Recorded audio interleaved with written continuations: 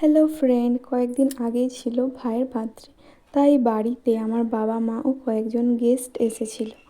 আর এই যে দেখছো কেকটা কিন্তু ওরাই এনেছিল। এরপর দেখে নাও সেই দিন মেনুতে কি কি ছিল। আমার মা আর শাশুড়ি মা মিলে সবার জন্য খাবার রেডি করে দিয়েছিল। এখানে ছিল স্যালাড, আলু ভাজা, শাক ভাজা, পটল, মুরগির মাংস, খাসির মাংস, তারপর ছিল চাটনি, পাঁপড়, পায়েস, মিষ্টি। আমরা সবাই মিলে খুবই মজা করেছিলাম এই দিনটিতে।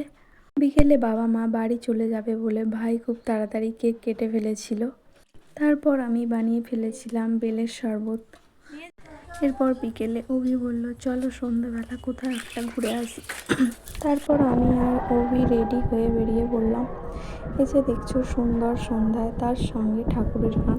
এই সুন্দর ছোট ছোট মুহূর্তগুলো কিন্তু সবারই কাছে খুবই স্পেশাল। এরপর আমরা চলে গিয়েছিলাম একটি রেস্টুরেন্টে। চলো আজকের মতো এখানেই শেষ, দেখা হচ্ছে নেক্সট ভিডিওতে।